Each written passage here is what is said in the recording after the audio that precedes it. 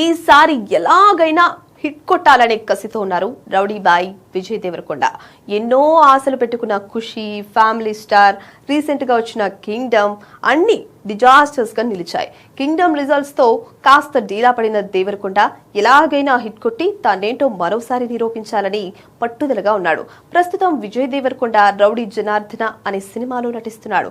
టాలీవుడ్ బడా నిర్మాత దిల్ రాజు సంస్థ ఎస్వీసీ బ్యానర్ లో 49వ సినిమాగా వస్తున్న ఈ చిత్రానికి రాజావారు రాణివారు ఫేమ్ రవికిరణ్ కోలా దర్శకత్వం వహిస్తున్నాడు. తొలి సినిమాను క్లాస్ గా డైరెక్ట్ చేసిన ఈ దర్శకుడు ఇప్పుడు విజయ్ దేవరకొండతో out and out action cinema చేస్తున్నాడు. ఈ సినిమా కోసం చాలా కష్టపడుతున్నాడు విజయ్ దేవరకొండ. ప్రస్తుతం వేగంగా షూటింగ్ చేసుకుంటున్న ఈ సినిమా టీజర్ రిలీజ్ కు డేట్ లాక్ చేశారు. ఈ గురువారం అనగా 18వ తేదీన రౌడీ జనార్దన టీజర్ రిలీజ్ కాబోతోంది.